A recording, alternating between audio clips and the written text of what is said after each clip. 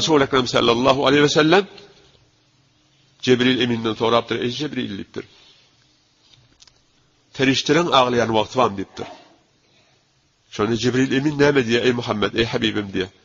Ferişteler bir neşirde ağlayarlar diye. Ve neşirde gülüyorlar diye. Bir ağlayan yeri kışnak icik mi şunu ayçak olayan. Bir ene ata diye. Allah'dan dilep oğlanındırlar diye. Huday onlara oğul verendir diye. Neçe umit bilek on uloldandırlar, gözlendirler, saklandırlar, eklendirler diye. İnne'un peydasını görelip duha diye. Huday tebarek ve ta'ala takdiri gelakani.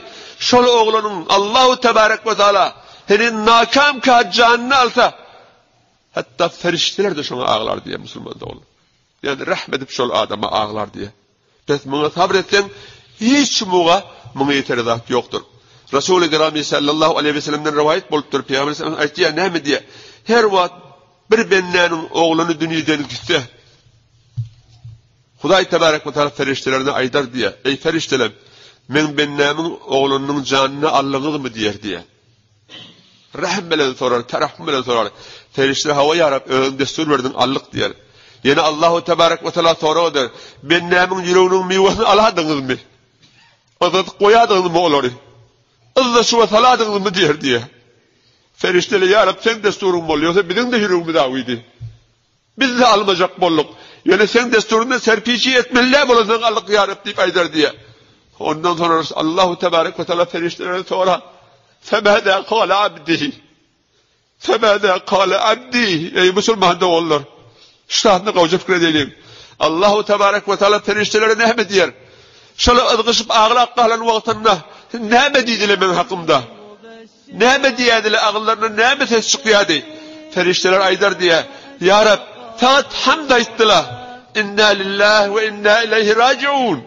Bizim hemmemizle oğlumuzun barışyanı Kuday'ın yanına barmalıdır deyip ayttılar. Ya Rab başçılar aydan oğlu diyende Kuday tebarek ve ta'ala şeh bennetinden hoş gelip oğlunu alan adamsından hoş gelip ne mi diyer diye ey Müslüman da oğullar. İbnû le'abdi beyten fil cenneh. İbnû le'abdi beyten fil cenneh ve semmûhu beytel hamd diye beyder diye. Bakın ey ferişteler cennette menşe benname bir olokan sahtıman, günahlarını ayırdan olokan sahtıman salın. Onun adını Beytül Hamd, yani hamd aydallığı derekli, bana şükür aydallığı derekli, salından öydeyip ahat verin diye. Biz Müslüman da olurlar. Bir teridinin tarafını nami e'malın ağılacak taşıdır. Hiç Allahu Tebarek ve Teala'nın ettiğin işi Müslümanlara diyen değildir. Fakat biz düşünen nedir? Bunun iki tane ferişte bir gen var. İki tane ferişte dördüncü azmanı birbirine sataşıyor.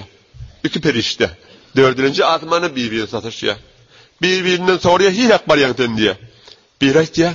Menafik din da var yani diye. Allahu Tebarek ve Teala iyi verdi çağrı yok gitmeli diye. O ne hem olur genler? Onun falan yurtta bir Yahudi ölecek bolup batik. Yahudi kafir ölecek bolup batik. Şol bir balık diye yürüyor. Öz mantıqatının deriyatının içinde şu balık yok. Ha şu balığı alıp barayan Allah Tebarek ve Teala bana aytti şu balığı şu deriyağı okla şunu tutun diye diye. Soruyor. Kafir ölecek olup batika. Ona enim kasasını vermeli diye. Görün hikmetini. Ol ferişte aydır Allah Tebarek ve Teala bana aytti. Bir kafir adam hemme işi günah bir tane sevabı yok. Yani bir cellap bir Müslümana hayır etti. O da kıyamada barmasın. Şudur şu günah bile varsın. Şunun derecesini şu tada neticesini alsın deyip şu balığı iyi verdi bana diye.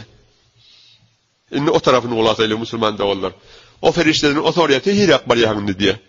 Olay diye ben ne bir gemi daha da var yani diye. Bir antik bir zat diye. O hiç akbar yan. Onda falan yurtta bir Müslüman ölecek buluttu diye. Zeytun yağı yürek üslet diye. Öyle garip diye. Zordan garız kavul edip pulunu taptılar diye. Yok yerden zeytun taptılar getirdiler. Şu at kâterelik elini alıp işek buluttu. Allah Tebarek ve Teala bana destur verdi. Barda kalk döktürür nübet diye. İçmesin diye. Ne hemen ma Müslüman da olur eteğinde. Allah Müslümanın işek dağını dökecek bulutu. Müslüman da olur. Başımıza musibet dilep alıp oluyanedir. Geleninde sabretsen neticesi çündüre. Olay diye ne hemen deyip bunu dökmeliye. Yetsin de fakir Müslüman adım diyetine diye. Ol alıp barayan ferişte ne diye yok diye. Bu adamın şudur sokakmışlık diye. Bir yerde hata ediptir, günah ediptir diye. Allahu Tebarek ve Teala şu günahının cezasını adamın şöyle verecek diye. Şu zeytinyağı dökmek bile yürüyorsun diye. Sokabılçı şudur şu günahsız kıyamete varsın diye. Evet, Müslüman da olur. Allahu Tebarek ve Teala'nın hiç mu etiyenler düğün hükmetlidir. Bir düşünente sabredelim. Sabredelim. يا مكة بثي الأنساما فضيوفك أهدوك وئاما ورياض